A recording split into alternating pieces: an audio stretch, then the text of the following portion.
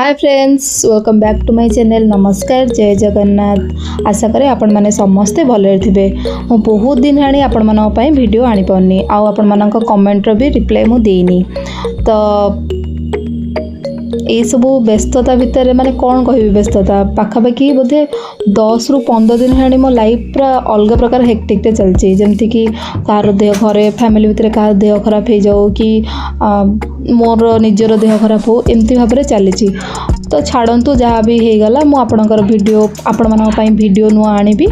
ता सहित आपणकर सब कमेंट गुडार रिप्लाई देबी। ता पूर्व जदि आपण माने मो चैनल नुआ अछंती ताले सब्सक्राइब करिया को जमा भी भूलंतुनी।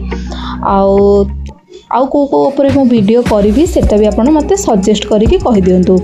तो चलतु मु आज आपण मानको लवणगिरी रो पूरा फुल वीडियोटा देखौछि। माने ये जो कंपाउंड भितर को सब मंदिर अच्छी ताकू मु आपण मानको देखेबी। तो जदि आपण माने भुवनेश्वर बिलंग्स करछंती ताहले निश्चय जाय कि लवणगिरी थरे बुली आसंतु।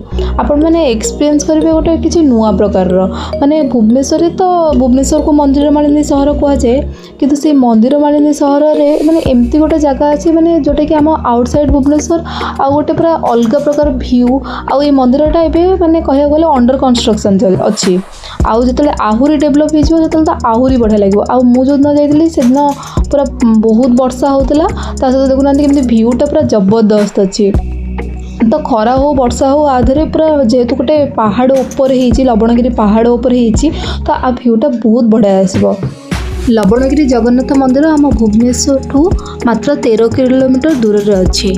जदि आपण कि भुवनेश्वर जानिथिबे जामोकली ना, तो से जामोकली रे ही मंदिरटा तैयारी कराई लवणगिरी पहाड़ ऊपर। ए लवणगिरी पहाड़ ऊपर जगन्नाथ मंदिर, बाबा लवणेश्वर मंदिर, महादेव मंदिर, विमला मंदिर, हनुमान मंदिर, लक्ष्मी मंदिर, ये भाव में बहुत प्रकार मंदिर अच्छी।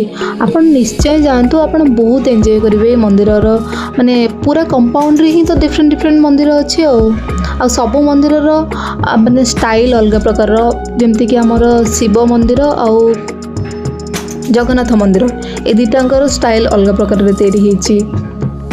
तो ये भाव में आपको किसी गोटे नुआ भाया लगे। आपन को जमा भी लगभग जे आप जी सब यूजुअल मंदिर माने जमती कि सब मंदिर तो किसी गोटे स्पेशलिटी अच्छी, किंतु एटा गोटे किसी आपको गोटे नुआ प्रकार लगे। जो पहाड़ व्यू देखिए जदि वर्षा दिन भी जब आप जाइए तो सी गोटे अलग प्रकार व्यू। लवणगिरी जगन्नाथ रथ यात्रा बहुत धूमधाम रे पालन करा हुए। आउ माने यार खासियत होची लवणगिरी काठर जगन्नाथ बलभद्र सुभद्रा मूर्ति अच्छी। आउ अदर जी सब लॉर्ड अच्छे से ग्रानाइट स्टोन मूर्ति अच्छी। हाँ, आउ गोटे कथा माने गोटे प्रकार सूचना आपण मानक पई, जेहेतु एटा होची मो दीपांजलि ब्लॉग्स चैनल। तो मो पाखापाखि एथरे मु जहाँ सब माने मो लाइफ रे जोटा चालुची, जेमती कि मु धर कोदो नियुक्ति मेला जाइथिबी, कोदो हमर को गोटे किछि कैंप हेतिबो से आडे जाइथिबी, तो मु से रिलेटेड वीडियो बनेबी।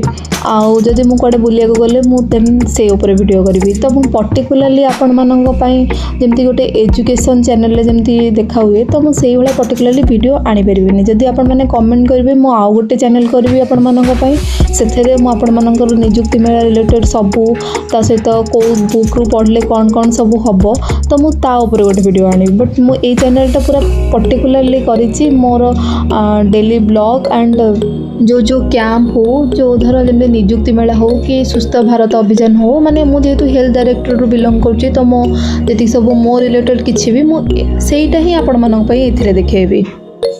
कह जाए जे मंदिर होची 1000 इयर पुराना मंदिर।